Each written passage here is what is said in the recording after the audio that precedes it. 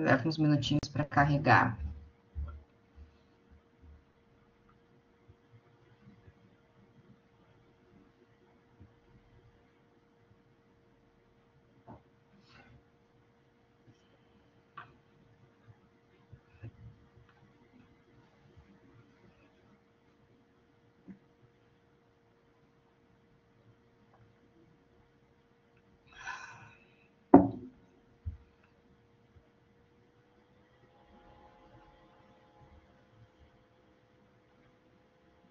Tá carregando o arquivo aqui, tá, pessoal? Ele leva uns minutinhos, aí já tá um pouquinho carregado. E a gente já inicia.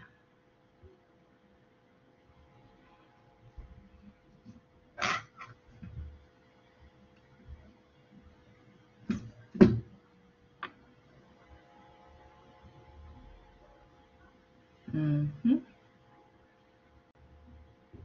Perfeito.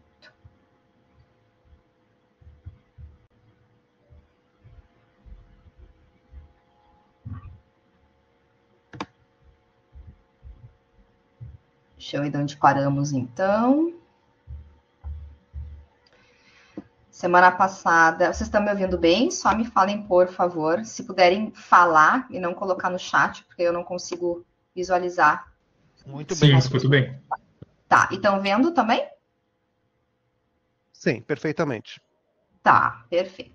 Pessoal, assim, acho que é interessante uma aula também, né, que a gente possa interagir, para não ficar tão maçante, né, tão sem graça, digamos assim, né, acho que é importante, com certeza vocês têm aí experiências bacanas e pensamentos, reflexões, né, que possam contribuir, assim como foi na aula anterior também, então eu peço que interrompam quando acharem, né, oportuno, né, acho que é interessante essa troca, a aula fica mais rica, tá?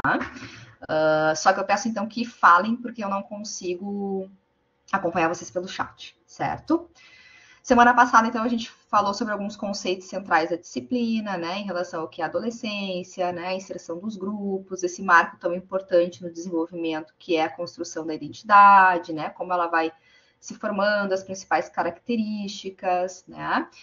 Falamos um pouquinho sobre a forma como os adolescentes acabam processando as informações, né, e a participação bastante intensa ali, expressiva da amígdala, né, que é uma estrutura bem relacionada às nossas emoções, né, então nos dá uma resposta mais imediata, né, sem muito processamento cognitivo, né, no meio disso.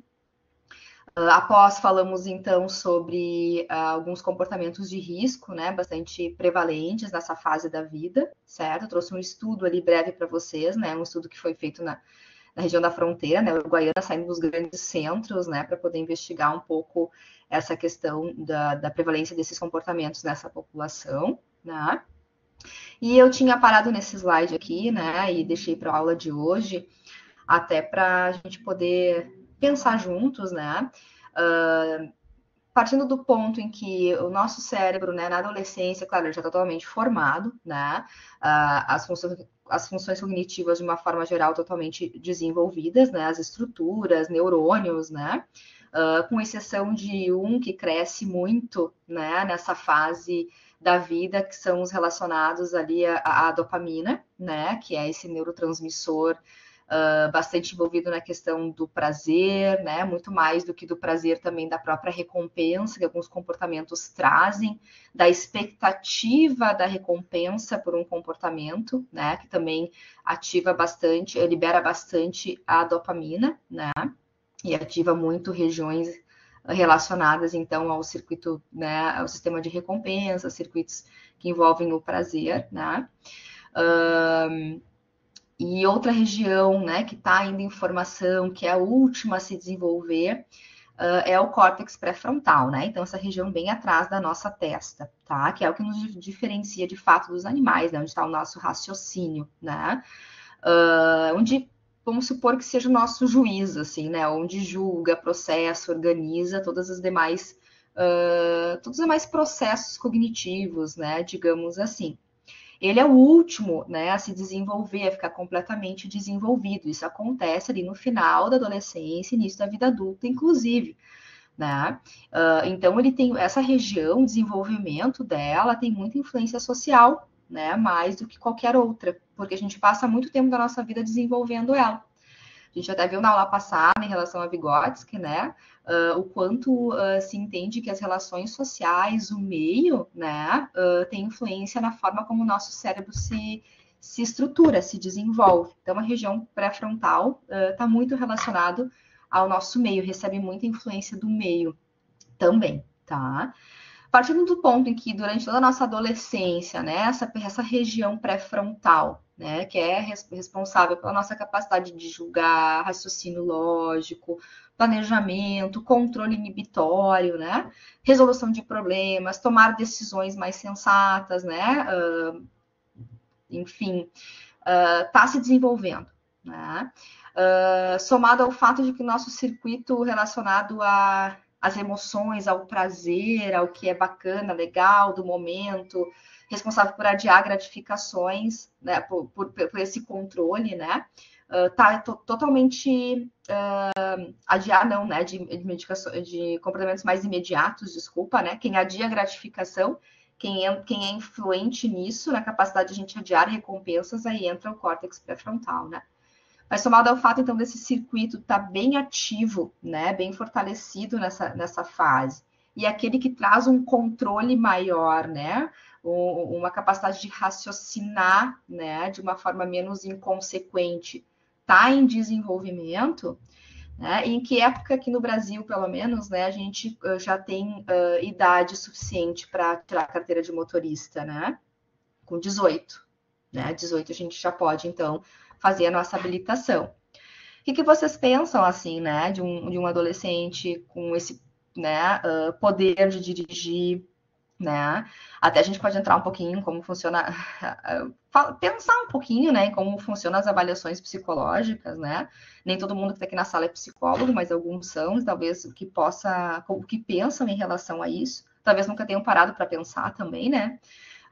Como que se dá isso, se de fato será que é confiável, mesmo aqueles que não são psicólogos, né? Não sei se todos aqui dirigem, se tem carteira, mas já passaram por um processo, né? Pelo psicotécnico, né? O que vocês acham disso, assim? Quem arrisca aí um palpite?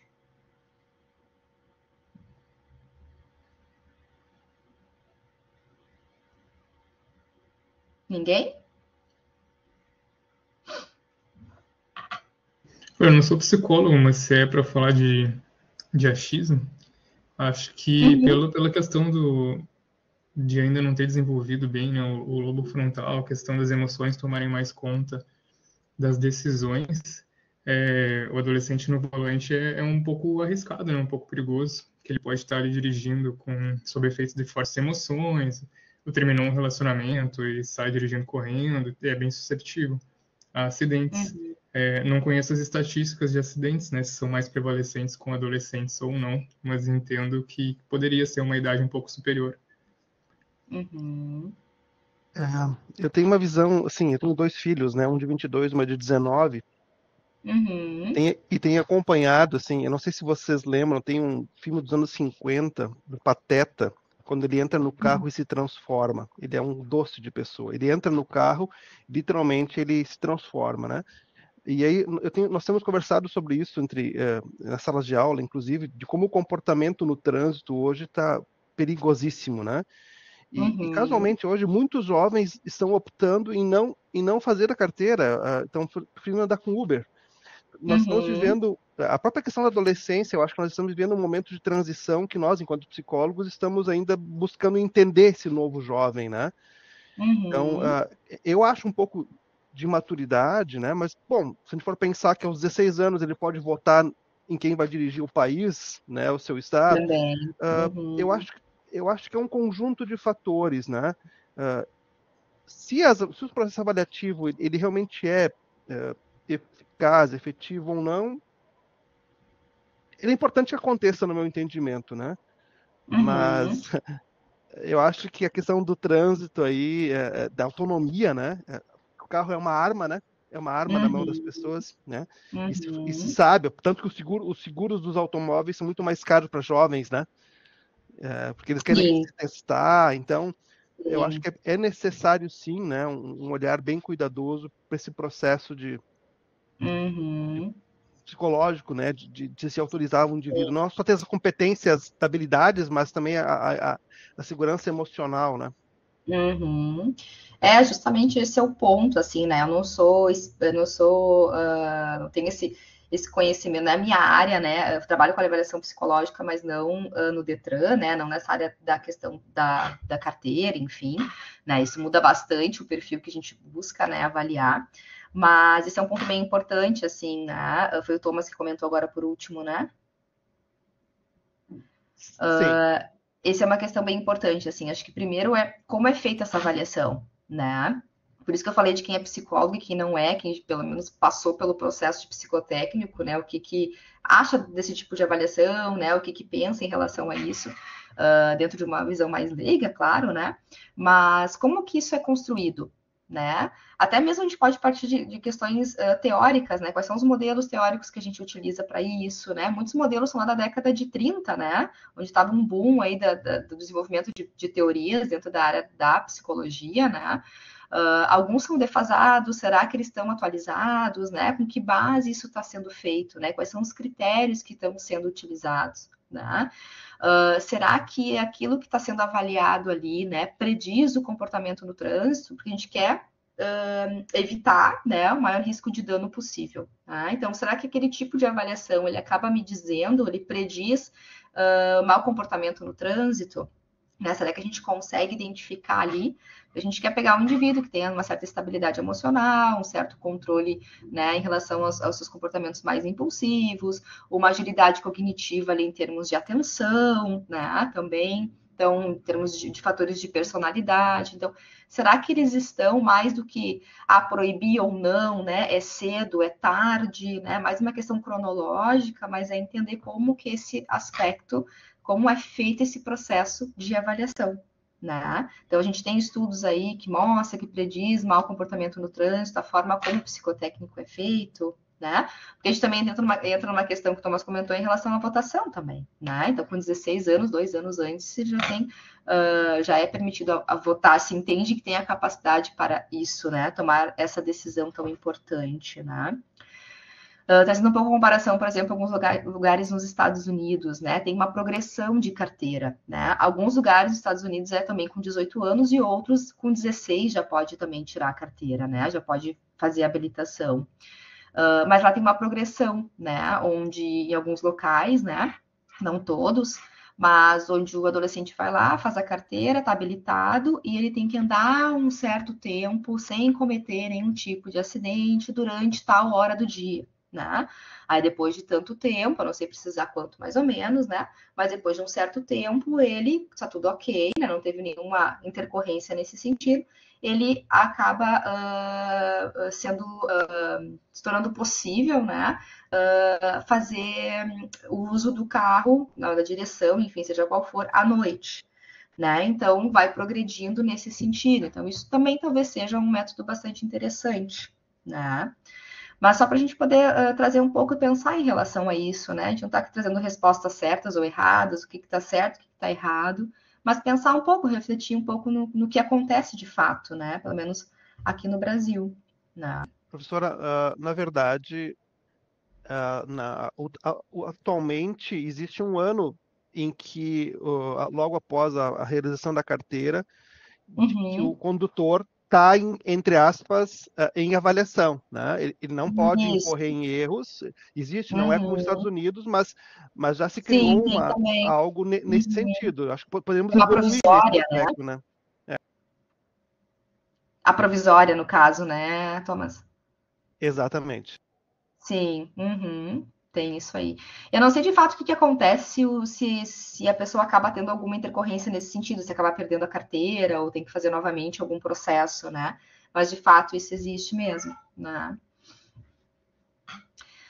Certo, pessoal. Passando um pouquinho para um outro ponto importante, assim, né, da adolescência, né, um marco fisiológico aí bastante importante, né, que a gente comentou até na aula passada, que marca, na verdade, é um dos critérios que marca, né, o início da adolescência, né, os autores trazem que o início da adolescência é marcado pela puberdade. que é um fator, né, um acontecimento universal, né, independente do país, do local, da região, da cultura, né, todos os adolescentes irão passar por esse processo de puberdade, né, que nada mais é do que a maturação dos órgãos sexuais, né, então a capacidade daquele adolescente de reproduzir, né, o surgimento, então, de características sexuais secundárias, né, além da capacidade de reprodução, como, né, na menina, aparecimento dos seios, né, em ambos, menino e menina, a questão dos pelos, né, que aparecem, começam a aparecer, começam a surgir ali, a barba, o bigode, né, o pelo na axila, nas pernas, né, nos meninos, né, a mudança da voz também, né, que é um fator bem expressivo, assim, bem significativo, né?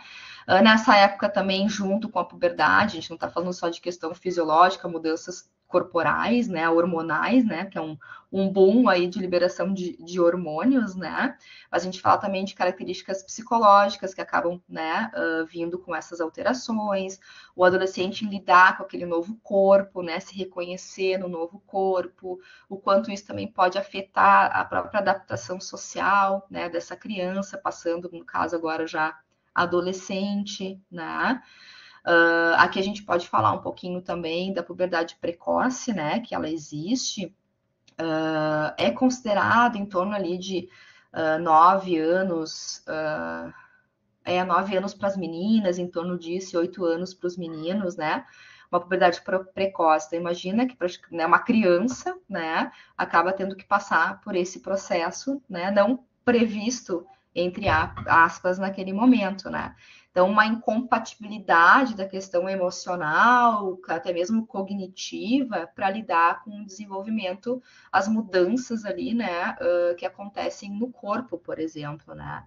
O quanto isso pode até mesmo trazer sentimentos de vergonha, né, de dificuldade de se inserir em alguns grupos, né, sintomas de ansiedade.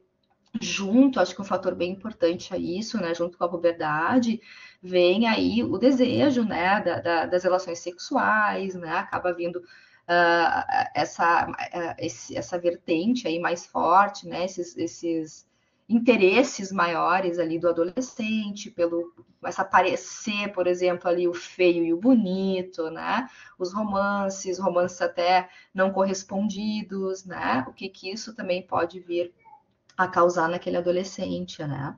Então, acho que é um marco bem importante aí da adolescência, inclusive, se entende-se que marca o início dela, né? Claro que se isso acontece, a puberdade precoce tem que ser investigado, né? O porquê, né, dessa liberação tão precoce desses hormônios, da secreção, né, desses hormônios aí sexuais tão antes do tempo. Isso também pode trazer consequências, até mesmo como baixa estatura, né? Entre outros problemas de saúde, inclusive, né? Alguns estudos mostram que a própria obesidade infantil também está relacionado aí das mudanças fisiológicas, hormonais, etc., aí que acontecem, né, no corpo na obesidade, também podem estar associado, no caso, né? Muitas vezes ser causa, mas está associado a uma puberdade mais precoce, né? Se alguém quer acrescentar algo em relação a isso, né?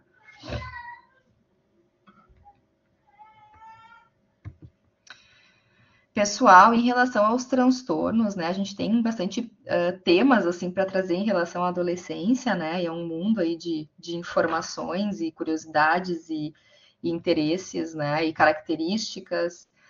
Eu tenho procurado trazer né, o maior número de conteúdo que eu posso dentro das aulas que a gente tem, né? Então eu vou passando, vou trazendo alguns pontos, alguns a gente vai entrar um pouquinho mais, outros a gente vai falar mais superficialmente, né? Mas caso a gente não consiga dar conta de todos os assuntos, né, a gente pode dar seguimento a essa aula lá na plataforma, né, nas nossas discussões, eu acho que também é interessante, né, com alguns materiais aí que eu posso disponibilizar para vocês, tá? Hoje eu trago essa questão também da dependência química, né, dentro dos temas da aula, que é o transtorno por uso de substâncias, né, o TUS, porque é algo muito presente nesse período da adolescência, né? Eu acho que é até uma preocupação dos pais, para quem aqui já tem filhos, e filhos nessa fase, né? do envolvimento com drogas, assim, né? Acho que isso é uma preocupação bem geral, assim, uma das primeiras que vem, né? Assim, na adolescência, o que meu filho vai andar, uso de drogas, tem que cuidar, né? Acho que é uma preocupação bem importante em relação a isso, né? E, de fato, precisa ser, né? Porque é um período onde o adolescente está bastante vulnerável, né? Em relação às coisas que nós já comentamos aqui mesmo, né? A tomar decisões inconsequentes, né? A não ter a capacidade de julgar, de fato, uma consequência, né? Arriscar, né? Ter essa tendência a se achar mais invulnerável, superpoderoso, né? Que nada vai acontecer com ele, experimenta aqui, busca por novidades, né? Nosso sistema ali cerebral do prazer muito ativo, muito funcionante, né? Muito bem desenvolvido. Então tem uma certo risco em relação a isso, de fato, né? Aqui eu trouxe algumas figuras públicas, né? Sendo que duas delas ali acabaram morrendo por overdose, né? Macaulay Culkin, ele se envolveu bastante com drogas, né? Passou por uma fase bem crítica, mas hoje, a princípio, acho que tá tudo ok, né? Não morreu, né? Não sei quem lembra do filme, né? Acho que é um filme que marcou bastante a minha infância, né? Que é o Esqueceram de Mim, acho que é a infância de muitos aqui. E eu queria que vocês pensassem um pouco assim, por que será, né? Que não só os artistas, é porque a gente fica sabendo, né? Por que será que uma grande quantidade de artistas acaba morrendo por overdose, né? E até nem sempre por overdose de drogas ilícitas, né? Mas também lícitas, por exemplo, medicamentos, né? Por que será que isso pode acontecer? Por que será que isso acontece, né? Com um grande número de artistas, de pessoas famosas, públicas. Vocês têm algo nesse sentido, assim, para compartilhar, pensar? Alguma ideia, alguma opinião? Há muita pressão, né, de ser um ídolo, né? Essa é uma questão, então, dos ideais que são projetados sobre o próprio sujeito, né? Dar conta disso tudo. A gente tem essa questão, por exemplo, dessa gurizada aí que começa a ganhar milhões desde muito cedo e se perde, né? Por exemplo, também no futebol, né? Então, todo mundo que se torna um astro, o peso que recai sobre esse sujeito, que ainda está num processo de maturação, é muito grande, né? Então, E aqui a gente nem fala só, né, Tomás, do processo da adolescência, né? A gente fala da adolescência também, mas muitos adultos já, né? Com esse envolvimento, né, nas drogas. Né? E o que acontece, assim, né? Nosso sistema de recompensa, que a gente vai falar em seguida, né? O que está bastante envolvido com os nossos comportamentos prazerosos, né? E principalmente com a expectativa que muitos comportamentos trazem, né? Então, eles estão também ativados neste momento. A gente vai buscando por essas sensações. Quem não gosta de ter um prazer, né, nas coisas? Porém, esse sistema de recompensa, né, ele atua para poder poder manter as nossas necessidades básicas, né, digamos assim, com uma pitadinha de prazer, eu digo assim, né? Por exemplo, comer, né, uma necessidade básica que a gente precisa para sobreviver. O nosso sistema de recompensa, ele está associado a isso no momento em que a gente entende que aquele fator comer, né, além de ser uma necessidade básica para nossa sobrevivência, ele é prazeroso também. Ele é bom, né? É gostoso comer. Né? O dormir, né? O descansar, né? O sexo, a questão da reprodução. Então, o sistema de recompensa ele funciona em todos nós, né? Para nos mostrar isso, assim, nossa buscar coisas que nossas necessidades básicas com uma pitadinha ali de prazer. Porém, né, ele também vai ser muito ativado, né, em situações, como ele é ativado de uma forma geral para o prazer, né, para a recompensa. Então, se a gente vai usar uma droga, né, olha o boom, né, de recompensa que esse sistema traz, né, o boom de dopamina, né, que é bem relacionado, não só a dopamina, mas o neurotransmissor bastante associado à relação do prazer, da recompensa, é liberado.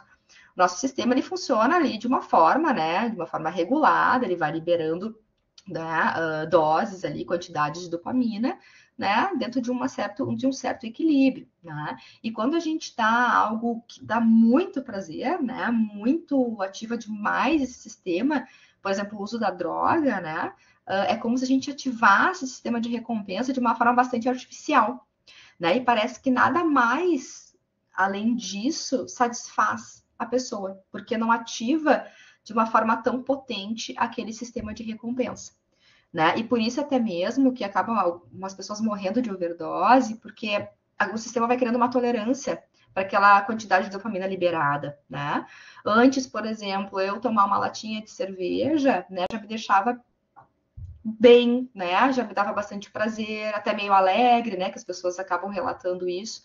Daqui a pouco, se eu vou tomando, né, todo dia uma latinha de cerveja, o nosso sistema ele vai ficando desregulado, né? E ele precisa de mais. Ele entende que aquela quantidade, ele já se habituou àquela quantidade de dopamina, ele precisa de mais dopamina, né? E para isso ele vai precisar de mais cerveja, né? Então é a tolerância que a gente chama, é obter a mesma quantidade que eu obtinha antes com doses maiores. Eu preciso de doses maiores para obter o mesmo efeito que eu obtinha antes com doses menores, né? Então, por isso que acaba vindo a overdose, né? Porque o indivíduo acaba perdendo um pouco desse limite, acaba usando, até que não dá a pane ali, né? Então, essa tolerância tem a ver com essa questão da overdose. Então, vamos pensar, tem várias questões, né? Acho que dentro da questão do artista, assim, da pessoa mais conhecida, famosa, né? Acho que o nosso sistema de recompensa está ligado à sensação de prazer, de buscar o prazer e também de evitar a dor, né? Então, eu quero buscar algo para tirar aquele sofrimento, né? Então, às vezes, muitas vezes acontece, enfim, por estresse, né? Pressão social, uma necessidade de buscar algo que lhe dá mais prazer, além do que tudo que eles já têm na vida, né? Como o Thomas comentou, assim, ganham muito dinheiro, tem um poder aquisitivo muito alto, né? Tem um público todo ali, né? De fãs, tem o show, a euforia que isso traz, né? A fama, né? O prazer que isso dá, e aquilo chega a um ponto que não tem mais graça. Então, eles precisam de algo além daquilo, né? E também para lidar com a pressão que a profissão traz, né? Então, muitos artistas acabam dizendo que é por isso só, né? Deve ter N motivos, mas a gente pode entender que algumas coisas acontecem por aí também, né? O que acontece ali, né? A gente tá bem ali, enfim, tá numa festa, sei lá, em algum lugar, dando algumas hipóteses, e aí vai lá e faz uso do álcool, né, ou de alguma outro tipo de droga, de uma droga ilícita, para se manter mais alegre, para se manter mais eufórico, né, curtir a festa, deixar a vergonha de lado, para chegar né, ali no cara, na mulher, enfim, para se soltar, né? E aí acaba se sentindo bacana, né? Sentindo bem com aquela sensação, daqui a pouco quer repetir aquilo, né? Ah, vou usar de novo, foi bacana, foi legal, me saí bem, me senti mais extrovertido, né? Aí acaba usando de novo. Então o indivíduo ele usa para sair um pouco do estado normal e sentir algum barato, alguma coisa legal, né? Alguma sensação bacana, um bem-estar, um prazer. E aí a dependência entra, né? Que eu não estou dizendo de drogas ilícitas, né? Que não são liberadas, óbvio, mas às vezes eu digo a cerveja, por exemplo, né? Mas isso acontece com outros tipos de drogas também. E a questão está onde o indivíduo acaba usando a droga para se sentir normal, né? Onde a falta dela já faz com que o indivíduo se sinta deprimido, entristecido, né? Já causa alterações emocionais ali importantes. Então, o indivíduo acaba usando a droga não mais para ficar alegre, né? Ah, eu estou no meu estado normal, eu estou bem, mas eu quero ficar alegre, né? Eu quero sentir aquele prazer. Vai lá e usa a droga. Né? A questão é, vai lá e usa a droga para ficar normal, né? E aí já vai aumentando aquele nível de gravidade e de dependência. Tá? E aí fica cada vez um ciclo mais difícil de sair, né? Eu vou tentar compartilhar aqui com vocês, deixa eu ver se vai dar certo, um videozinho que ilustra um pouco disso que eu tô falando para vocês, tá? Deixa eu ver se eu consigo, se vai dar certo aqui.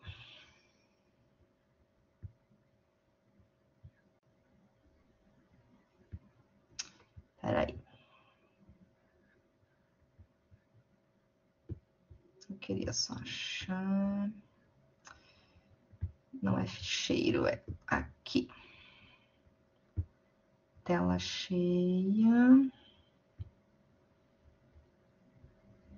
Deixa eu ver se eu consigo botar aqui. Vocês estão enxergando alguma coisa? Sim. Tá entrando pessoal. no YouTube lá. Tá, estão enxergando uma tela preta? Tá preto. Tá, eu vou passar o videozinho, vocês veem só se vai rodar direitinho, tá? Para ilustrar um pouco, tá rodando? Tá rodando. Tá.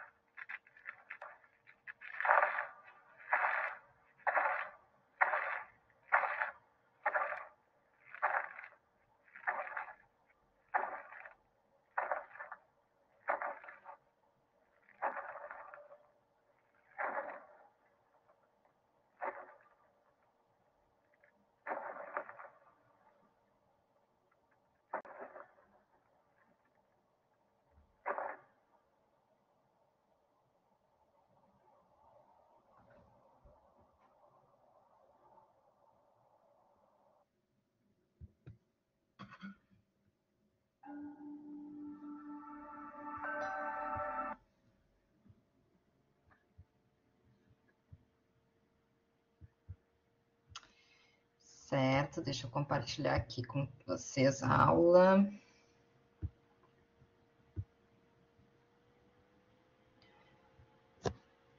Deixa eu só botar aqui. Esse é um vídeo, né, um pouco antigo já de uma campanha antidrogas que foi feito, né, onde mostra um pouco do que eu trouxe para vocês em relação ao, ao uso das drogas, né, e o desenvolvimento de um quadro de dependência, né? Vocês voltaram a ver o slide? Sim. Tá. Sim. Não sei se alguém quer comentar alguma coisa em relação ao vídeo.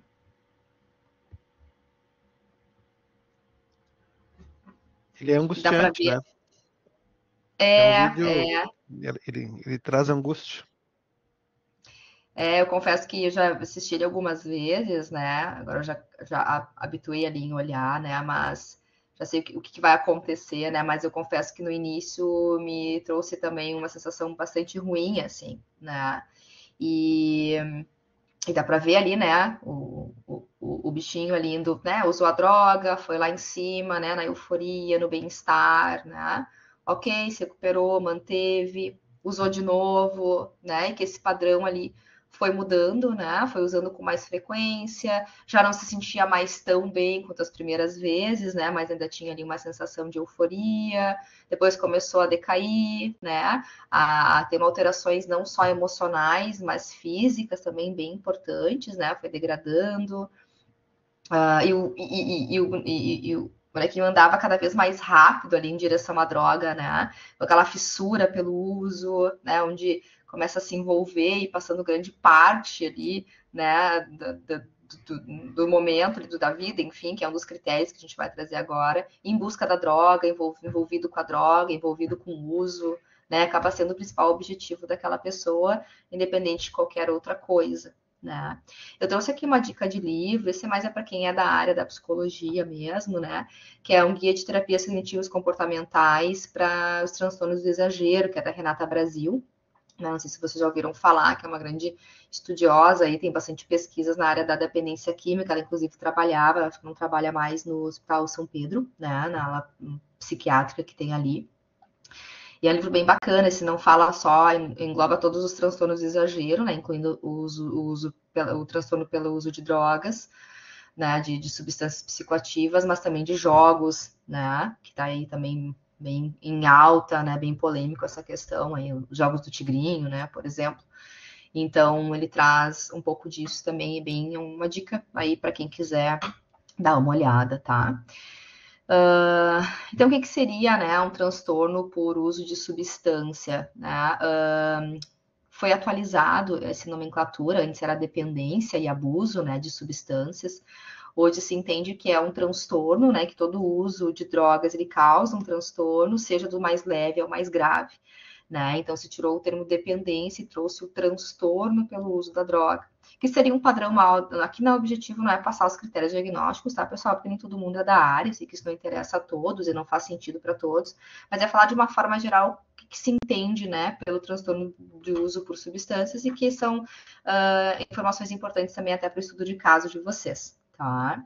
Então, seria um padrão mal adaptativo, né, de uso da substância, da droga, que leva a um prejuízo ou um sofrimento importante, tá, na vida do indivíduo, que é manifestado por 2 ou mais de alguns critérios, que ao todo são 11, né? São 11 critérios que a gente vai investigar se acontecem naquele indivíduo, que cabe para todas as classes de drogas, né? A gente tem tanto o cannabis, né, a maconha, tem os inalantes, tem os opioides, que são os analgésicos, né, que tem uma grande prevalência também de transtornos pelo uso de opioides, né, muito mais do que a gente pode imaginar, né, de drogas estimulantes, né, e o álcool, a cafeína também, né, tá como incluída nesse tipo de transtorno. Então, esses critérios, né, eu não vou passar pelos 11, como não é o nosso objetivo aqui, como eu disse, né, mas falar um pouco para vocês do que contempla, assim, quais são as características, então, desse transtorno. E ele equivale para todas as classes de drogas, tá? Claro que dependendo de qual a droga que a gente está falando, a gente vai ter alguns sintomas ali, manifestações de comportamento um pouco diferente, né? O álcool, que é um depressor do sistema nervoso central, ele vai agir de uma forma um pouco diferente, ali a farmacologia, né, da droga em relação, por exemplo, a uma droga estimulante ou uma droga perturbadora do sistema nervoso central, que a gente fala aqui os alucinógenos, por exemplo, né, os cogumelos, LSD, entre outros, tá? Mas o que contempla, né? são alguns comportamentos que ocorrem no período de 12 meses, certo? De uma forma geral, esses 11 critérios, eu não coloquei todos aqui, mas eles contemplam um baixo controle do indivíduo, né? Uma deterioração, quase não saiu, social, né? O uso arriscado das substâncias e critérios farmacológicos da substância também. O baixo controle vai estar associado que o indivíduo vai começar a apresentar um insucesso ao tentar parar o uso da droga. Aquele paciente que, né, faz uso de uma bebida alcoólica todos os dias, ele não consegue diminuir essa frequência, né? Ou ele já tentou parar, né? E não conseguiu, né? Não conseguiu ficar sem aquela droga, sem aquela substância. Ele continua a usar mesmo sabendo dos prejuízos, né? Por exemplo, um paciente que fuma, sabendo dos prejuízos que causa, ou até mesmo os problemas de saúde que está tendo em relação ao cigarro, acabam seguindo fumando, né? Em relação à deterioração social, né? Seria um tempo gasto em função da droga, né? Então, a gente viu ali um pouquinho no vídeo, né? Uma fissura maior, um objetivo maior de buscar e usar aquela droga, né? Então, o indivíduo, né? O adolescente, seja quem for, ele acaba deixando de participar de outras atividades sociais, até mesmo em família, amigos, né? Para ficar em função do uso da droga, né? E o uso recorrente da substância que resulta em prejuízo na manutenção das atividades. Então, chega um nível ali uma gravidade ali desse transtorno que o indivíduo acaba não conseguindo manter, né, as próprias atividades e responsabilidades, né? Perde o emprego, não frequenta mais a aula, abandono escolar, né? Então, isso acaba muitas vezes acontecendo também nesse transtorno, nem sempre, mas muitas vezes acontece. Uso arriscado, né? Então, uso em situações que podem ser fisicamente perigosas, por exemplo, né? Dirigir um carro, a gente estava falando, né, um pouquinho antes aí da questão da direção, manusear uma máquina, né? Algo que pode ser perigoso, né? Critérios farmacológicos, por exemplo, que é a fissura, né, que seria então o desejo intenso de fazer uso da droga novamente, né, e a própria tolerância, que foi o que eu falei para vocês antes. Então, precisar de doses cada vez maiores, quantidades cada vez maiores daquela substância para obter o mesmo efeito que eu tinha antes com doses menores, tá? A fissura, pessoal, está muito relacionado também a um condicionamento, a um aprendizado, né? Onde a fissura ela pode aparecer e pode facilitar talvez o seu aparecimento naquele local que o adolescente, que o indivíduo, enfim, fazia uso da droga, né? Então, ele sempre usava a droga lá na esquina da rua que ele morava, junto com um grupo de amigos, né? Quando passava num bar, ele sempre parava para beber com os amigos naquele bar, né? Depois que saía da escola, depois que antes de entrar na aula, né? Então, também a fissura está associado a esse aprendizado, né? Então, de associar com algo, né, do ambiente que faça com que a fissura apareça ou se intensifique. Daí, isso aqui é bastante importante para até poder identificar e utilizar de medidas para o tratamento desse indivíduo também, né? Evitar esses locais que acabam sendo associados aí ao uso, tá? E onde que a gente vê a gravidade desse transtorno, né? Então, veja bem, é um transtorno, seja ele leve ou grave, não deixa de ser um transtorno, tá? Mas se o indivíduo ele tem 2 ou 3 características, né? 3 comportamentos, 2 ou 3 critérios presentes, né? Até 3 desses 11 é considerado um transtorno de nível leve, né? Se tem até de 4 ou 5, moderado. E 6 ou mais, né, que seria aí mais da metade desses critérios, já é um transtorno de nível grave, tá? Alguns estudos mostram que as questões familiares estão bastante envolvidas no hábito do desenvolvimento desse hábito, do hábito de usar a droga, né? E aí, podendo ter a consequência de desenvolver um transtorno, né? Contexto familiar de separações, brigas, agressões, né, seja física, psicológica, uso de drogas pelos pais, né, isso acaba sendo algo bem associado à permissividade ali, né, daquele adolescente de fazer uso de drogas, o aprendizado também, né, que está relacionado a isso.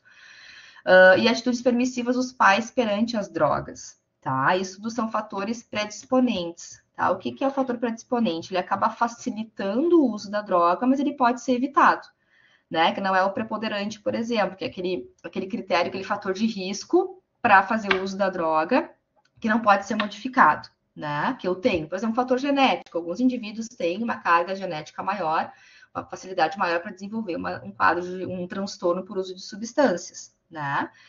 Não quer dizer que aquele indivíduo que não tenha, né, não vai desenvolver, mas aquele que tem fator genético, por exemplo, tem histórico familiar de um transtorno por uso de substâncias, pode ter uma facilidade maior em desenvolver o transtorno, tá? Então, isso é um fator preponderante, não tem como mudar, é um fator genético, tá ali, né?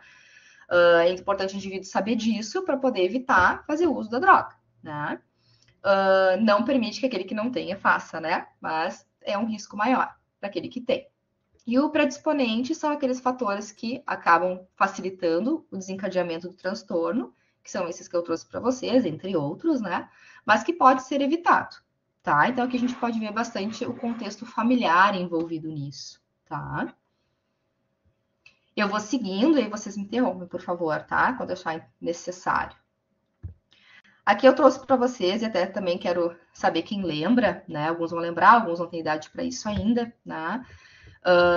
Dessas propagandas na televisão, né? Hoje em dia, né, há muito tempo, na verdade, foi proibido propagandas, né, que fazem,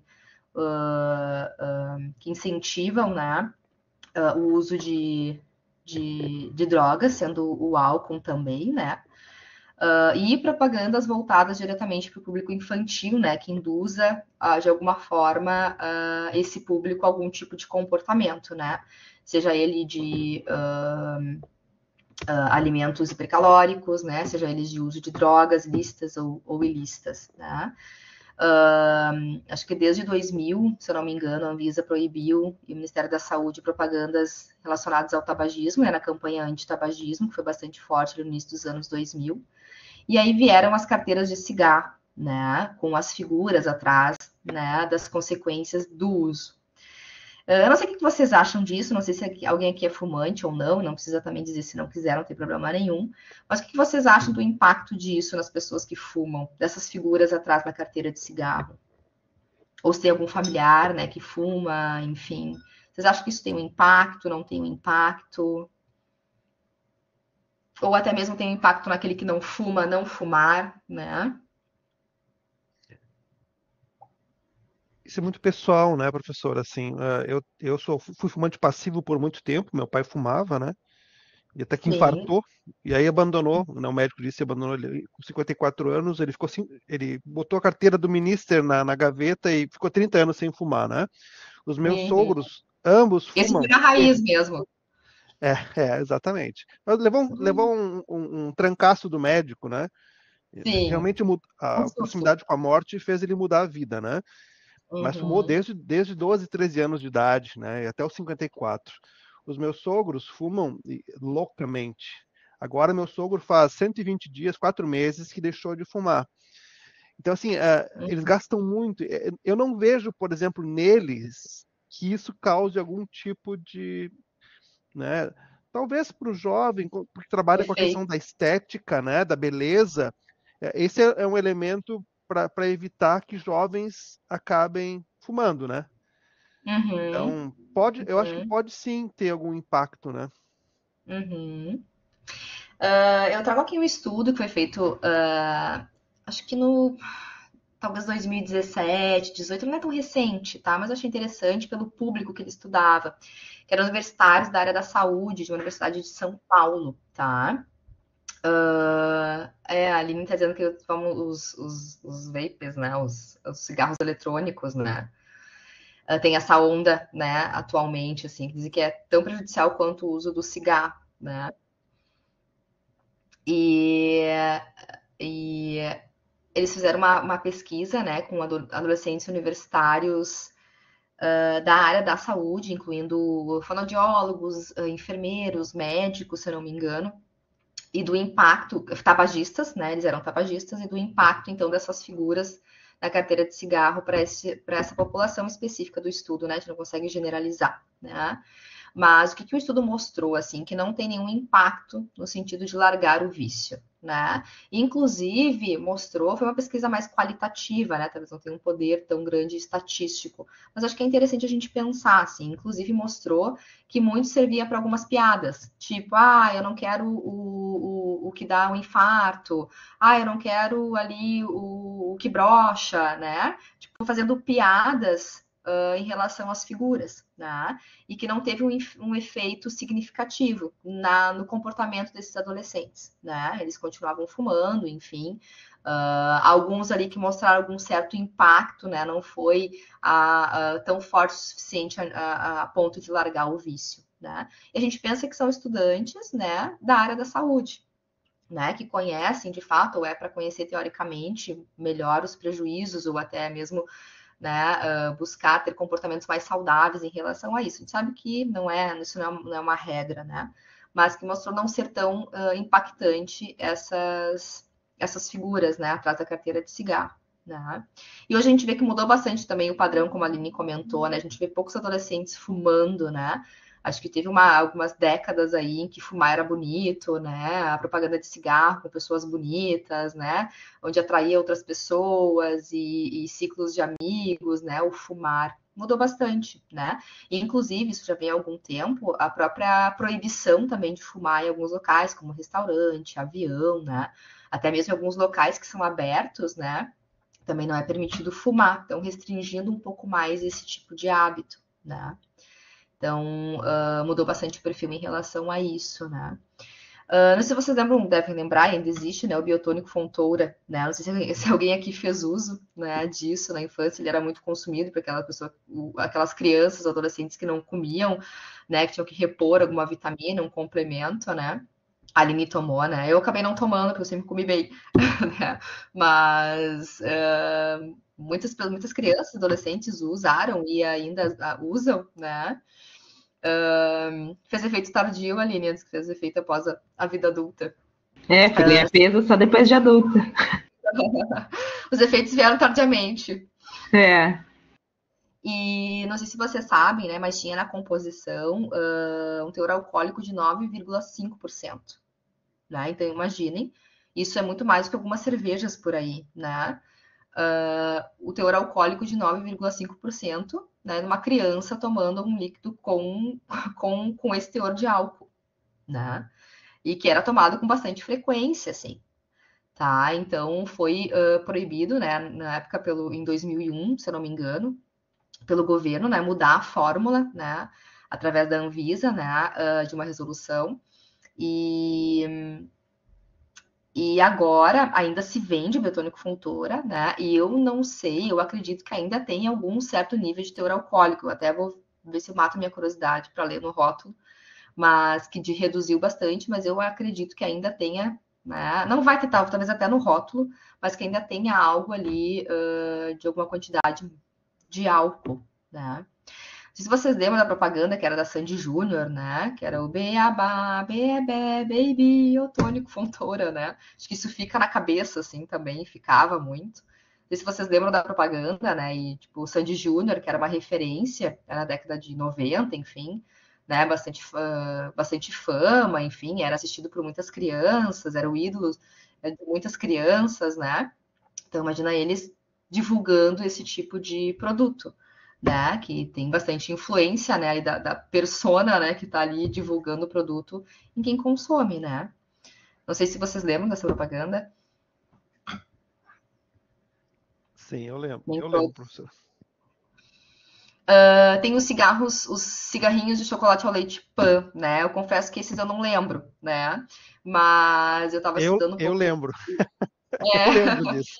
Essa Eu fiz fazer tirou sucesso, do pelo que baú, eu hein? sei, né? Tirou do fundo do baú essa aí. Tirei, né?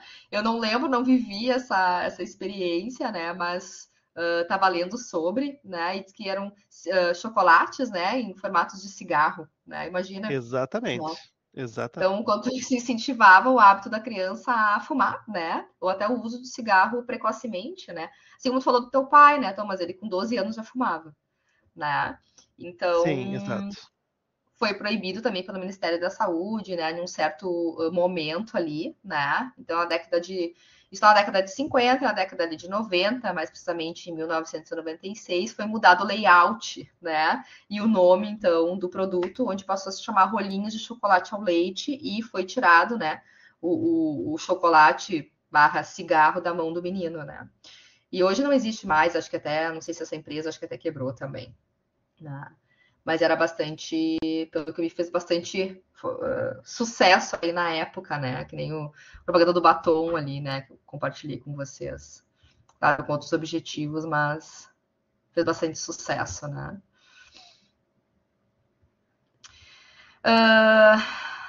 Deixa eu só pegar aqui, acho que é isso. Os impactos, então, né, dos transtornos por uso de substâncias, né? Acidente de trânsito, né? Tá bastante relacionado aí ao uso do álcool, né?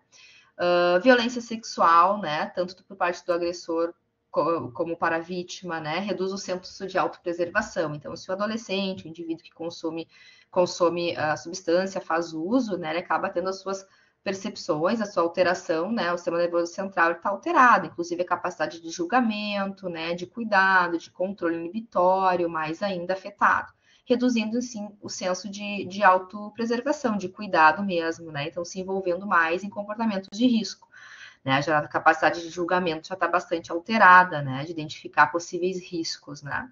Então, a gente soma a adolescência, né? Com o cérebro ainda imaturo, fazendo uso de drogas. E o quanto isso também altera a própria forma como o cérebro se estrutura, né? Então, o uso de drogas na adolescência, pessoal, ele é muito, claro que ele é muito prejudicial em qualquer momento da vida, muito nocivo, mas na adolescência ele traz prejuízos a longo prazo irreversíveis, né? Porque o cérebro está se formando, né? E ele pode ser prejudicado a forma como ele se desenvolve para o resto da vida, né? E isso não tem mais como mudar, desregular os sistemas, os circuitos, né?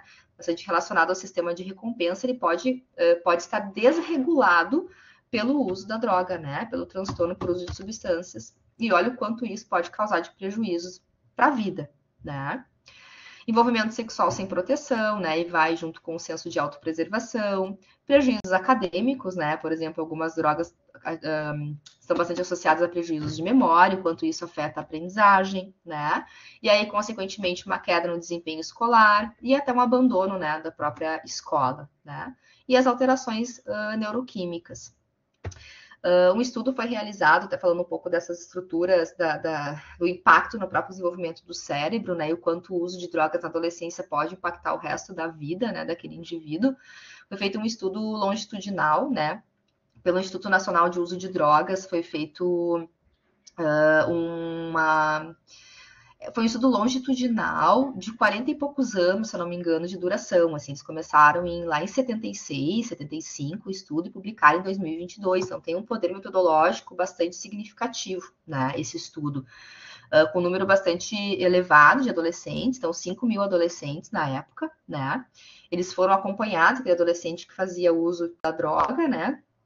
Não sei dizer para vocês agora se eles faziam uso e tinha o transtorno ou não, né? Na época era diferente, porque era abuso ou dependência de substâncias, né? Hoje trocou esse entendimento, essa nomenclatura. Então, sei dizer para vocês se eram dependentes somente ou abusadores, tá? Esses dados eu vou ficar devendo. Mas 5 mil adolescentes, então, que faziam uso de drogas, tá? Foram acompanhados durante todo esse processo, desde a adolescência até a sua vida adulta. Tá? E foi constatado que esse uso de drogas na adolescência, né, prediz prejuízos comportamentais, emocionais na vida adulta, né? Inclusive o estudo traz um dado que o uso de drogas aos 18 anos, né, prediz consequências bem importantes e irreversíveis aos 50 anos de idade, tá? Então abandono do trabalho, né, ou falta de dedicação nos estudos, dificuldade de manter relacionamentos, né, do cuidado com a família, né, isso tudo acaba acontecendo, acaba tendo uma maior prevalência na vida adulta daquele adolescente que fez uso de drogas, né. Inclusive, até prediz a necessidade de tratamento psiquiátrico, né? No caso, a necessidade de uso de medicação psicofarmacológica para a vida toda, em função da desregulação desses circuitos, né? Por exemplo, do circuito de recompensa, de realmente afetar o desenvolvimento do próprio cérebro, né? E é bem importante estudos assim que nos mostrem, né, dessa forma, para auxiliar também até na própria percepção dos pais, né? Como a gente viu ali, o contexto familiar ele é muito importante nesse sentido, até da própria percepção dos pais em relação a esses prejuízos, né? A gente entende que tem alguns pais até que acabam tolerando um pouco mais esse tipo de comportamento, acabam entendendo que um baseado não faz mal, né? E faz sim, né? E até a construção aí, né? O entendimento de quais políticas públicas são melhores para atingir determinados públicos, tá? Eu tenho um vídeo, até posso mandar para vocês se vocês quiserem, né? Que ele fala um pouco dessa pesquisa, é o Ronaldo Laranjeira, não sei se vocês conhecem, né? Ele é psiquiatra, né, de São Paulo, da Unifesp, se eu não me engano. Ele trabalha bastante, então, com esse tipo de público, né? Com os transtornos por uso de substâncias psicoativas, né? Inclusive, ele foi o primeiro a publicar um artigo nacional, né? Com dos prejuízos pelo uso do crack, né? Então, eu posso, se vocês quiserem, podem me pedir ali na plataforma. É um videozinho curto que fala, né, com alguns detalhes a mais sobre essa pesquisa, tá? Então, o tamanho que é isso, né, pessoal?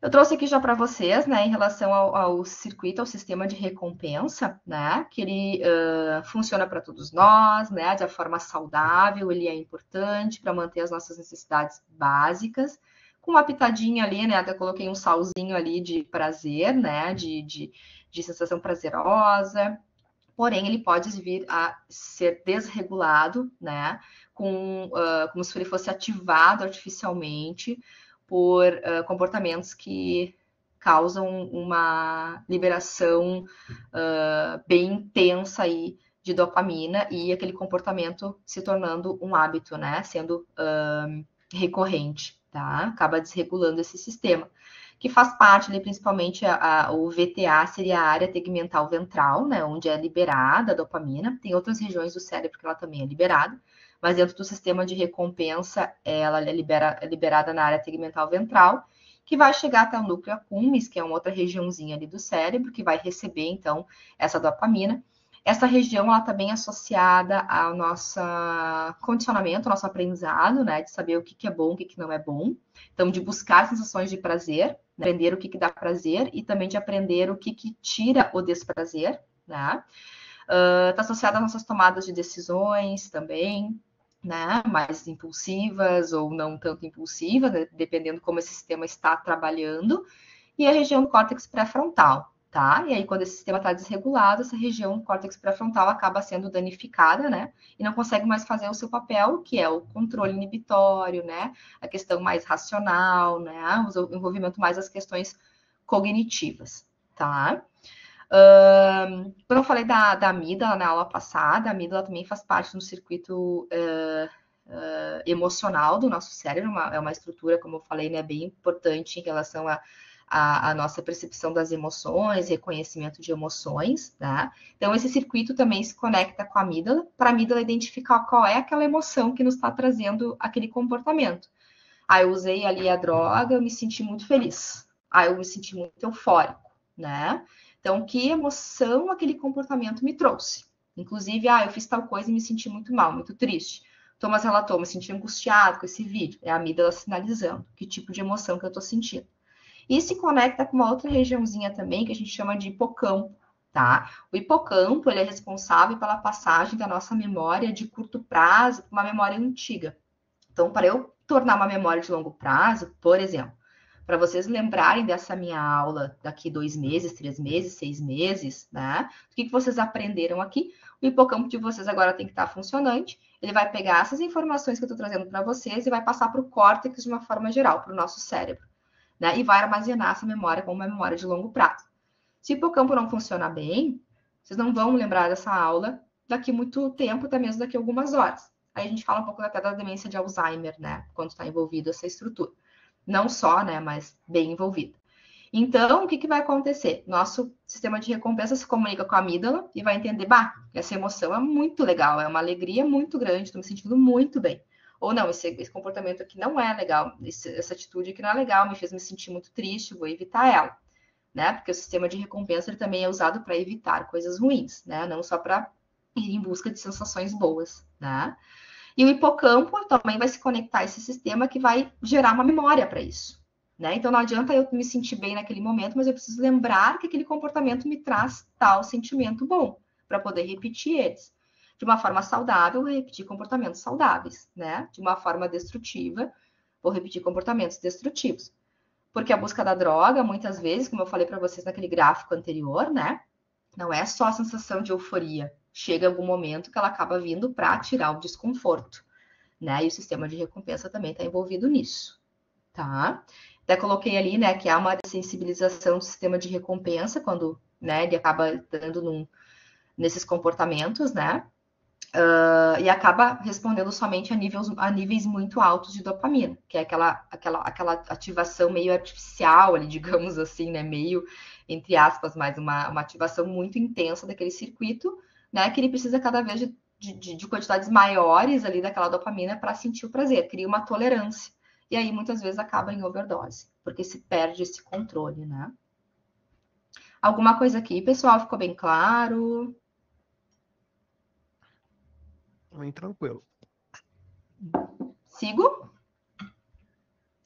Porque agora, a partir daqui, eu vou entrar um pouquinho na questão do TDAH, né? Que são alguns transtornos do neurodesenvolvimento, né? Transtornos que podem estar, principalmente atualmente, assim, a gente vê tanta gente achando que tem TDAH, né? Buscando por avaliação, não só crianças, não só adolescentes. Eu trabalho com avaliação muito adultos, inclusive até idosos, trazendo muito dessa suspeita.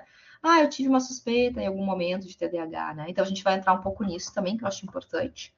E vou cessar o assunto da dependência química aqui. Alguém quer colocar alguma coisa? Alguém tem alguma dúvida?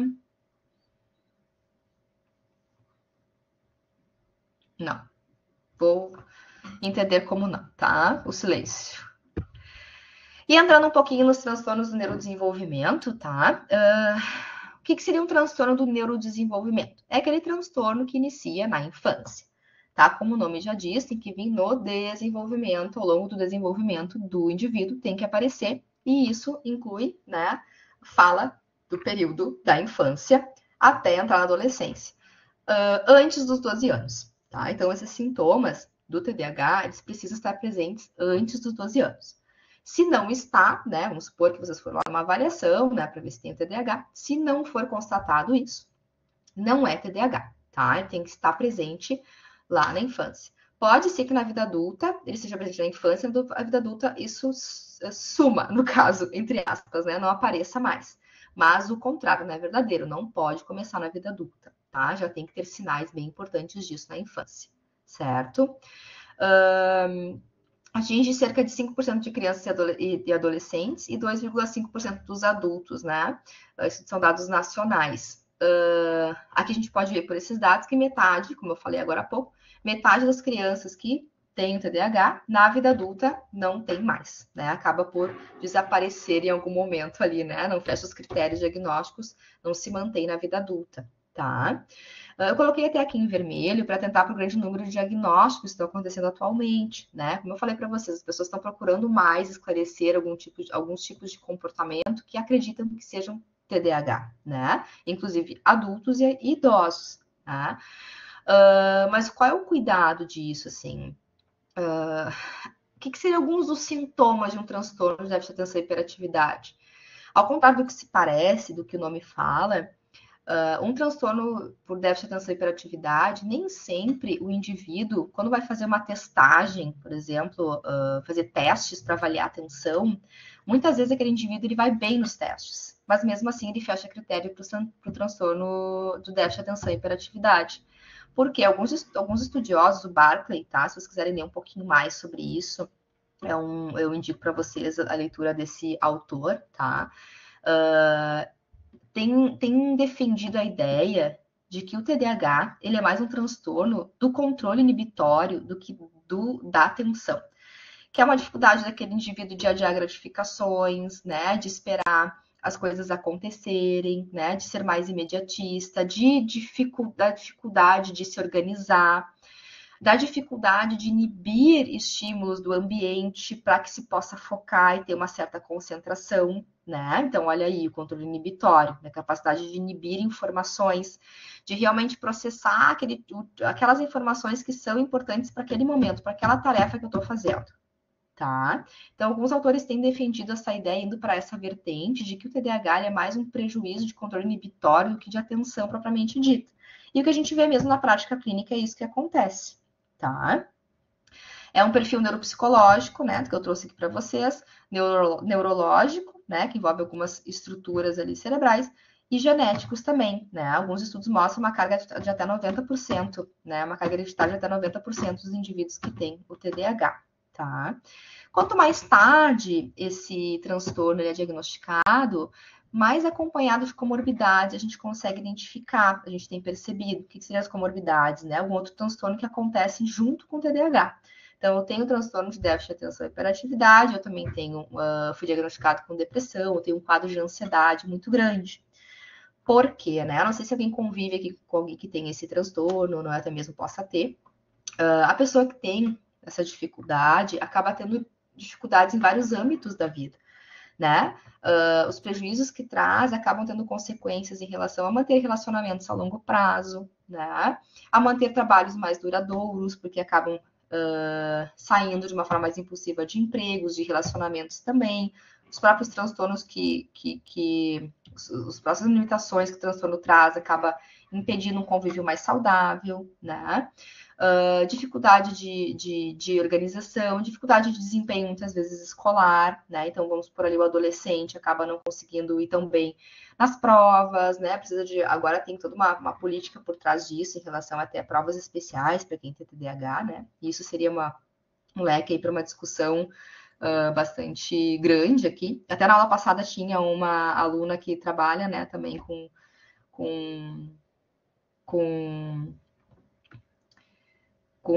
aulas, né, enfim, com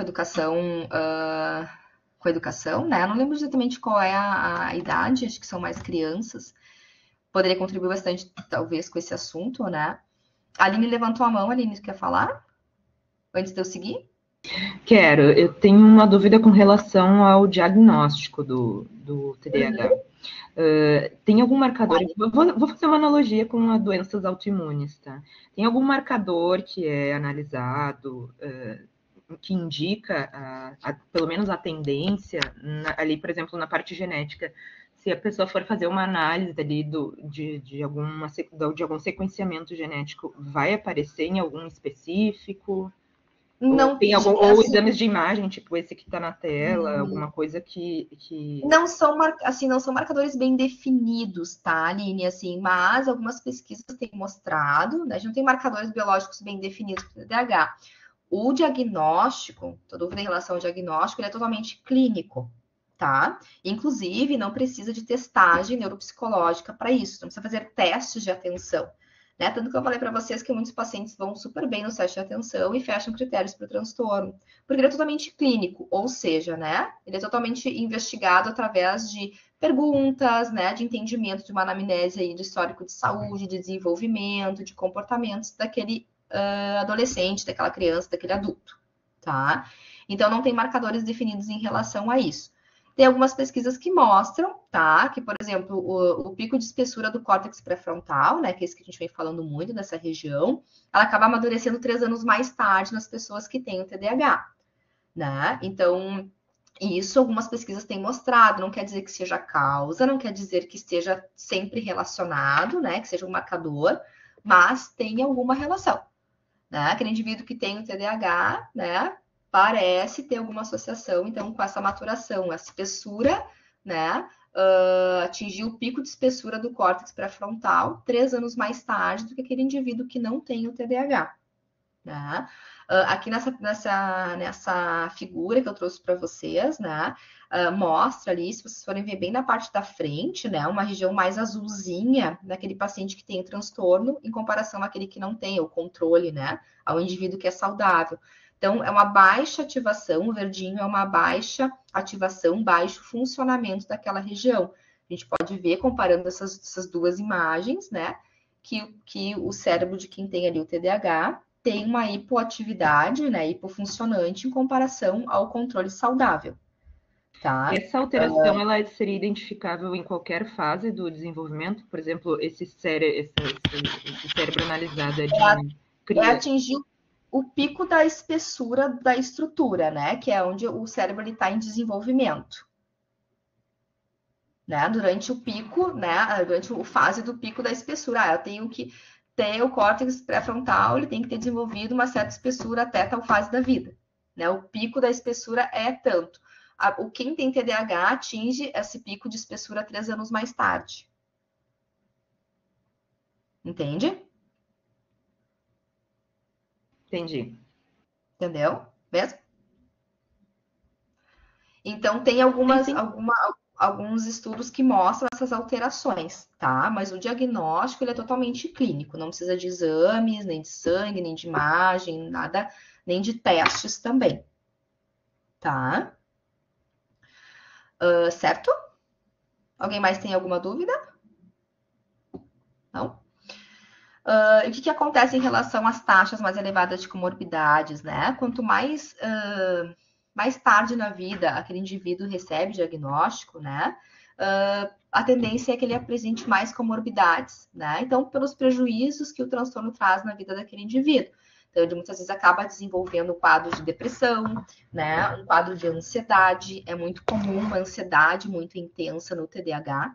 Inclusive, até mesmo, alguns sintomas acabam se confundindo. Se é uma desatenção, uma dificuldade de foco, ou se é uma ansiedade muito elevada, tá? Isso pode acontecer. Por exemplo, ali, né? Tem uma dos critérios ali que a gente acaba investigando, é se aquele paciente acaba tendo pensamentos, um difícil controle de pensamentos, né? Que vem na cabeça. E aí, o que isso acaba acontecendo? Se eu estou pensando em outras coisas, se eu estou pensando em muitas coisas, eu acabo não conseguindo focar naquilo que eu estou fazendo naquele momento. Porém, a ansiedade, um quadro de ansiedade, né, uma ansiedade de base também traz isso. Né? Pensamentos mais ruminativos, sem controle, obsessivos. Então, eles acabam se confundindo um pouco. Então, por isso que o diagnóstico tem que ser bem criterioso, para também não acontecer um número tão grande aí, né, de overdiagnosis, que a gente chama, né, de número de diagnóstico muito grande naquele paciente que realmente não tem o transtorno, né? Por exemplo, né, uma das características, perde muito a carteira, a chave da casa, do carro. Olha, gente, se vocês forem parar para pensar, provavelmente em algum momento da vida de vocês perderam a carteira, perderam a chave do carro, perderam a chave da casa, né? Então, perder lá de vez em quando faz parte da vida de todos nós, e tudo bem. Esquecer algumas coisas lá de vez em quando faz parte da vida de todos nós, e tá tudo bem. Não conseguir focar em algumas coisas também tá tudo bem. Qual é a diferença? É acontecer numa frequência muito maior do que o esperado, né? Para aquela fase de vida daquele indivíduo. Né? Tanto que tem perguntas voltadas para a fase da infância e da vida adulta, né? Com algumas diferenças ali de características conforme a fase que aquele indivíduo se encontra. A criança com TDAH vai manifestar o transtorno de uma forma bastante diferente do adulto com TDAH. Né, que já vai ter um controle um pouquinho maior ali, né? Talvez vai ter uma inquietação interna, uma agitação interna muito maior, né? Aí vem a ansiedade do que a criança vai manifestar muito mais pelo comportamento agitado, ativo, não para quieta, né? O adulto, ele vai ter mais uma inquietação, né? Uma dificuldade de controle, um sentimento algo mais interno do que externo, né? Do que a criança, por exemplo, apresenta com um transtorno, tá? Então, cuidado com isso. É a frequência com que aquele comportamento acontece, que a gente entende que é muito mais expressivo do que deveria ser para a idade daquela pessoa, para a fase que se encontra, né? E causa prejuízos na vida dessa pessoa, em 2 ou mais diferentes ambientes. Na escola, no trabalho, dependendo da fase de vida, em casa, né? Então, entre outras áreas da vida. Então, traz um prejuízo, tem uma frequência muito maior do que deveria ter, aí a gente começa a pensar num transtorno, tá? Então, muito atento para isso também. Isso acaba acontecendo muitos falsos positivos, né? Diagnósticos que de fato não são tão verdadeiros assim, tá? E aí vem toda uma consequência de uso de medicação que não precisa, né? estigmatização, enfim, né, entre outras coisas, tá? Hoje a gente conhece ele por um TDAH, né, transtorno de déficit de atenção e hiperatividade. Ele pode ser combinado, né, tanto prejuízos de atenção quanto de comportamentos hiperativos. Ele pode ser só desatento, do tipo desatento, ou do tipo hiperativo também, tá? O mais comum é o combinado, né, e atinge muito mais, tem uma prevalência maior em meninos, tá? No início, lá, né, na 1902 ali, se entendia, né? George Steele começou a estudar esse comportamento, né? Esses comportamentos, esse conjunto de comportamentos, e começou a chamar de defeito do controle moral, né? E se entendia que era um problema de educação, antes se entendia que era um problema de educação e disciplina, né? Que as crianças não tinham, tá? E aí, claro, com o desenvolvimento dos estudos, isso acabou evoluindo para o que a gente entende hoje, né? Que não é um problema de educação e disciplina, né? Que tem outras questões aí envolvidas, tá? Questões cerebrais, hereditárias, psicológicas, né? Que realmente se trata de um transtorno, né? E em 1960, na década de 60, né, teve até um livro publicado em relação à disfunção cerebral mínima, que era chamado, então, esse tipo de transtorno, que seria a explicação que eles davam para aquele paciente que não tinha nenhuma alteração, né, cerebral, entre outras, e que apresentava alguns conjuntos de comportamento prejudicial, né? Dificuldade de aprendizagem, né? Comportamentos de falta de atenção, sem nenhuma causa definida, tá? E aí hoje a gente tem, em 1980, ele foi considerado, então, o que a gente chama hoje de TDAH, tá? Se vocês quiserem acompanhar, né? Eu trouxe aqui no Instagram, Jonathan Haidt, ele é um psicólogo social, né? Professor de Universidade de Nova York. Ele estuda muito a moralidade cultural. Eu não sei se vocês sabem, conhecem esse livro, né? É um livro bem recente, foi publicado em agosto do ano passado, que é a geração ansiosa, né? Que ele fala muito, debate muito sobre a geração hiperconectada, né? Essa falta da falta, né? Onde tudo a gente consegue na hora que quer. A gente não fala só dos adolescentes, né? Mas é que tem, dependendo, os adolescentes hoje acabam sendo nativos digitais ali, né? Então eles não conhecem um outro estilo de vida a não ser esse. E de ter tudo a tempo e a hora, né, que quiser, não precisa nem sair de casa para conseguir acessar o que quiser, comprar o que quiser no momento em que quiser, né, e chega na porta de casa. Então, acaba gerando a falta da falta, né, então aquele adolescente acaba tendo a dificuldade e a falta da prática da espera, né, e aí vem toda uma ansiedade por trás disso. Então, ele debate isso, entre outros assuntos, até mesmo políticas a fim de controlar melhor isso, né. Se vocês quiserem seguir a página dele no Instagram, né? Aqui eu trouxe algumas informações, né? Que ele traz, inclusive, na própria página, né? Onde 1 a cada 5 crianças, né? Com idade de 3 a 4 anos, tem o seu próprio telefone, né? Então, olha o quanto isso deve ser impactante no cérebro que está em desenvolvimento, né? O quanto isso pode ser prejudicial, onde se entende que a partir de 16 anos seria o período ideal para uma criança ter um celular, né? Claro que tem muita coisa por trás disso em relação a como controlar isso até os 16 anos, né? Até a questão de adaptação, a questão da escola, todo mundo tem o telefone, só que eu não tenho, o bullying, né? Mas que o ideal seria, então, aos 16 anos, né? Então, crianças de 3 a 4 anos já tem o seu próprio celular, né? Não é nem o celular do pai que pegou emprestado em algum momento, mas é o próprio celular, né?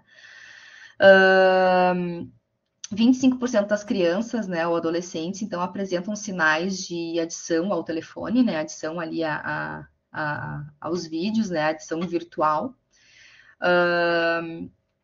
O uso de telas tem sido iniciado cada vez mais frequente, cada vez mais cedo, desculpa, e aos 6 meses de idade, tá? Então, bebês já acabam usando o celular aos 6 meses de idade, claro que é o pior, né, gente? Ela não vai lá pegar, até às vezes pegam sozinhas, né? Mas não vai manusear e ter autonomia de usar o celular, os pais acabam dando o celular para a criança, né?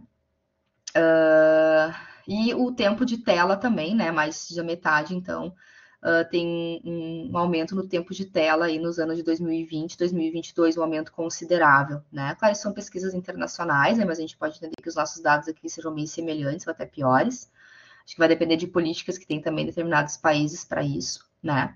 Hoje a gente tem o projeto Celular Zero, não sei se vocês ouviram falar, né? Que é o zero uso de celulares, acesso ao celular dentro das salas de aula, né? Já começou aqui nos estados do Brasil, por exemplo, São Paulo, Rio de Janeiro, né? Aqui no Rio Grande do Sul também algumas escolas, se não todas, né? Não sei, já estão fazendo uso desse projeto, né? Proibindo, então, o acesso ao celular dentro da sala de aula. Tenho relatos de algumas escolas que têm, inclusive, recolhido o celular e deixado. O projeto ele preconiza que o adolescente pode estar com o celular, mas desligado dentro da mochila. Né? E algumas escolas têm sentido essa dificuldade de controlar, né, esse uso, mesmo com a proibição. Então, para a gente ver a dificuldade de controlar, né, de estar usando o celular. E aí tiveram que recolher, deixar no armário, enfim, né, e devolver no final da aula. Então, já está sendo, então, colocado em prática esse projeto, que é um projeto que já vem desde 2015, né, tramitando, enfim, que agora foi aprovado, então, acho que no final de 2024, se eu não me engano, para início, então, esse ano. Né. Aqui eu trouxe um gráfico, né, que mostra algumas... ficou meio desconfigurado. Deixa eu ver aqui. Aqui mostra um gráfico com algumas características. Não entendo o que está desconfigurado ali, pessoal, mas não vai prejudicar a informação. De TDAH nas crianças e na vida adulta, né? O que muda em termos de comportamento, né? Não o transtorno está ali, mas ele é manifestado de uma forma diferente, né? Onde a hiperatividade, a impulsividade, né? A falta de atenção, a impulsividade pode permanecer, né? Mas a hiperatividade vem mais como uma inquietação motora, né? Na vida adulta, né? Uma questão também mais de ansiedade, né? Alguma relação aí com transtorno desafiante opositor, né? Na infância, que pode vir a desencadear um transtorno de personalidade antissocial, né? Na vida adulta. Né? E algumas características que esse transtorno pode trazer, alguns prejuízos mais, outros menos, dependendo da fase de vida daquele indivíduo, né? Se é uma criança, um adolescente, né? Uma ansiedade escolar, né? Uma questão mais de prejuízo acadêmico, né? Na performance da escola, nas provas para estudar, né? Conflitos em relação ao fazer o tema de casa, né? Uma relutância maior em relação a isso. Né, no período da adolescência, uma maior relação com o uso de drogas, me fugiu a palavra, com prejuízos no trânsito, multas, né? Nesse sentido, dificuldade de aprendizado, né? Então, na vida adulta, o perfil de prejuízo vai mudando, claro, conforme a fase de vida, né? Esse outro gráfico mostra justamente isso, assim, ficou um pouquinho difícil de ler, mas eu traduzo aqui para vocês, né? Onde na fase pré-escolar a gente tem muito mais sintomas. Na verdade, a desatenção ela acompanha todo o percurso do transtorno, né? Mas a gente tem muito mais impulsividade nessa fase pré-escolar, início da idade escolar, que vai decaindo com o tempo na vida adulta, né? E a hiperatividade também vai decaindo. E essa última flechinha de um verdinho mais clarinho aqui mostra que é a comorbidade que eu falei para vocês, né? Que na vida adulta a gente tem mais transtornos comórbidos com o TDAH do que se tem ali na infância e no início da adolescência, tá? Eu tenho, para finalizar, né, a parte do TDAH, eu trouxe ali também alguma coisa em relação aos transtornos alimentares e, no fim, também um pouco falo da questão de transtornos de humor, ali a depressão. Mas, como eu falei para vocês, né, como é bastante coisa, acho que também é importante a gente, né, num tempo legal aqui para a gente poder discutir. E a gente pode seguir essas discussões, e eu posso até colocar ali alguns materiais para vocês na própria plataforma, né, em relação a esses outros conteúdos, tá? E para finalizar, aqui eu trouxe um estudo que foi feito por Walter Mischel, que é um psicólogo, né, na década de 70, não sei se vocês já ouviram falar. Eu posso colocar o videozinho para vocês também lá no Lex, né? Ele fez um estudo com crianças, né, do controle inibitório em crianças para predizer o comportamento na vida adulta, tá? Aquelas crianças que tinham um maior controle inibitório, como que era o estudo, né? Se dava 2 marshmallows ou 1 ali para criança, dava um marshmallow para a criança, né, deixava ela numa sala e dizia se ela esperasse, não comesse o marshmallow, daqui a um tempo se voltaria e ganhava um outro marshmallow. Então, adiar aquela gratificação, não comer o marshmallow, né, que está ali na frente da criança, um doce, enfim, que acaba sendo bem motivador, para ganhar o dobro depois. E se comesse, não ganharia um outro depois, né? Então, foi um estudo longitudinal também, né? Ele acompanhou as crianças depois na idade adulta e foi um preditor de cognição social, né? Então, de empatia, de se colocar no lugar do outro, né? De adaptação nesse sentido na vida adulta, de comportamentos resilientes, né? De lidar com situações estressoras, né? De manutenção em projetos a longo prazo, né? De se manter aí em trabalhos, seja qual for, né? Um tempo maior, né?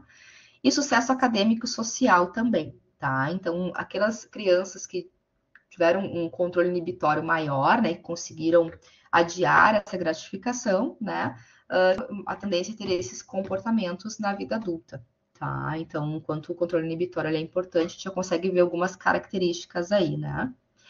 Eu trouxe aqui o link, eu ia passar para vocês o videozinho, mas eu posso compartilhar com vocês lá na plataforma para vocês darem uma olhadinha no estudo. Ele é bem, até mesmo engraçado em alguns momentos, assim, as crianças pegam, dão uma cheirada no marshmallow e olham, assim, louca para comer e largam e vira a cara, né, para não olhar. Alguns não resistem, acabam comendo, outros acabam resistindo, então bem interessante nesse sentido. Deixa eu fechar aqui.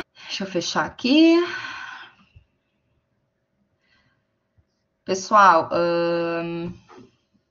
acho que respeitando ali o horário, né, até dando uns minutinhos para que vocês possam, né, esclarecer, enfim, que eu possa esclarecer alguma dúvida de vocês, alguma pergunta, né? Como é a nossa última aula também, acho que é importante a gente poder ter esse tempinho, caso vocês precisem. A senhora tem uma dúvida assim que tem me angustiado, né? Eu entrei em 96 como psicólogo clínico, trabalhei até 2008, tá? Lá começou a aparecer na escola as crianças com déficit de atenção e hiperatividade, né? Então, me lembro de todo esse processo. Bom, hoje, né, eu vivo em escola, minha esposa é supervisora escolar também, e o que tem acontecido? Me parece que está tendo uma overdose de diagnósticos, né? Hoje, por exemplo, a questão do transtorno do espectro autista. Está todo mundo tendo transtorno do espectro autista. Assim, ó, Todo mundo é vira o nariz autista. para um lado, tudo é autismo. Sim. Assim, ó, eu não quero ser... assim, eu não sei se tu sabes, várias políticas, inclusive, eu não estou dizendo que exista má fé por parte de colegas profissionais, mas acho que está muito fácil. Eu me surpreendo um pouquinho, porque... E aí entra uma coisa que é meio feio, que eu vou dizer, assim, num processo de ganho por causa disso, né? Ganhos, inclusive, financeiros, tá? Sim. De benefício. E isso tem me preocupado um pouco, né? Essas crianças laudadas, esse excesso de diagnóstico. Eu não sei... Ansiedade, né? Eu sou teólogo, lá na Bíblia já falava sobre as pessoas ansiosas, né? Isso... Eu não sei qual é a tua percepção com relação a isso, a esse excesso de pessoas laudadas hoje. É bem colocado, assim, né, Tom? Mas a gente vê uma overdose realmente de diagnósticos, né? E uma dúvida muito grande se realmente, né, aquela pessoa tem de fato o diagnóstico, né? Se encaixaria aí num transtorno do espectro autista. Ainda mais que o autismo, a gente fala de um espectro, né? Onde vai de um autismo bem leve, né? Daquele paciente, aquela pessoa do indivíduo, acabo falando paciente pelo hábito, né? Mas aquele indivíduo que vive bem, que se vira bem, tem algumas limitações, se sente um pouco diferente, alguns prejuízos em relação àquilo, mas disfarça, usa alguns scripts, estratégias, e tem aquele bem grave, né, que a gente vê que até tem o caso do filho do Mion, né, que é bem famoso, que a gente olha e vê que realmente tem algo ali, né, que fisicamente é evidente, é um nível muito grave. Então, dentro de uma mesma doença, a gente tem vários níveis de gravidade que mostram que parecem ser doenças totalmente diferentes, porque está dentro de um espectro, né? Mas assim, tem várias políticas, né, bem atuais, inclusive até pelo esse boom de diagnósticos e de investigações em relação ao TEA, que eu acho que, ok, é muito válido, né, para quem realmente tem, né, e precisa fazer uso disso, né, a gente entende das limitações que esse transtorno traz, mas se ele é utilizado de má fé, né, fica um pouco complicado, assim. E sim, pode haver ganhos, talvez, em relação a isso, ou isso motivar a busca por um possível diagnóstico, né? É bem complicado, eu acho que não é uma tarefa fácil avaliar autismo, né? Acho que é um acompanhamento aí a longo prazo, né? De várias sessões e poder investigar não só o paciente, né? Se tratando de um transtorno de neurodesenvolvimento, a gente tem que incluir familiares desses pacientes, né? Para que possam trazer relatos que o próprio paciente não consegue trazer, né? De uma forma fiel, né? Cuidar, o que eu acho muito importante é cuidar os vieses, o viés em relação a isso, assim, né? O diagnóstico diferencial do TEA. Né? Muitas vezes o paciente vem, e às vezes eles vêm com. O Google, né, mostra muitas coisas, eles vêm com todas as checklists ali de alguns comportamentos que é do TEA, né? E muitos pacientes acabam no final se frustrando um pouco em relação a, não tenho, né? Não porque gostaria de ter, mas talvez gostaria de dar um nome para aquilo que está sentindo. E ok, né? Mas cuidar um pouco do diagnóstico diferencial em relação a isso. Muitos pacientes vêm achando que tem o TEA ou se encaixando em alguns critérios, a gente vai investigar e ver que é um paciente mais ansioso, mais deprimido / ansioso, fóbico social, né? A gente viu que sumiram um pouco os fóbicos sociais e apareceram muitos TEAs, né? Então, o que pode também estar acontecendo em relação a isso? Essa mistura, né? Essa dificuldade, essa confusão aí em relação aos comportamentos, né? A gente fala que são os adultos que se consideram estranhos, né? Aqueles adultos que sempre foram chamados de estranhos. Tá, mas será que eu tenho TEA, né? Estranhos não aqui colocando juízo de valor, mas no sentido de algumas manifestações de comportamento, né? Que saem um pouco daquele padrão normal, né? Perfeito. Obrigado, professora.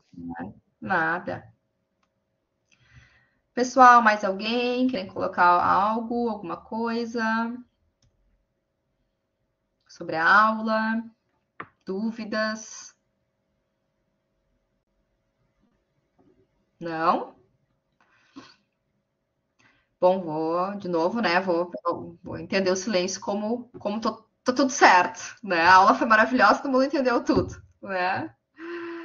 Pessoal, quero agradecer também a presença de vocês, né? E na véspera de um feriado, né? E talvez para alguns feriadão, e sempre com bastante atividades, acredito, né? E todos, e poder estar presente aqui na aula, realmente, acho que é importante também, né? Acho que tem a gravação e também, né? Mais em outro momento pode assistir, vocês podem reassistir também, né? Às vezes a gente olhando pelo segundo momento, a gente consegue perceber algumas outras coisas. Mas acho que a troca também é importante, né? De poder ter essa troca aqui na aula ao vivo, né? Eu poder conhecer um pouquinho vocês também, tá? Hoje é o nosso último encontro, né? Prazer em conhecer vocês. Espero ter contribuído aí um pouquinho com o conhecimento de vocês, né? Por ter feito um pouquinho aí da diferença. Espero que essa aula passe para memória de longo prazo aí, né? Que o hipocampo faça esse processo, né? Aí nos vastos currículos aí de vocês, de peso, né, dentro da profissão de vocês. Fico bastante lisonjeada, né, de participar. E sigo à disposição, né, a gente vai se comunicando lá pela plataforma. Vou aguardar também as atividades, tarefas de vocês, né, e dando um retorno por ali também. Tá? E qualquer dúvida que surgir no meio desse processo, me escrevam lá, tá bom? Obrigado, uma ótima noite, professor. Boa noite. Obrigado, tchau, boa noite. Tchau, boa noite. Tchau, tchau, bom feriado. Tchau, tchau, boa noite. Tchau, tchau.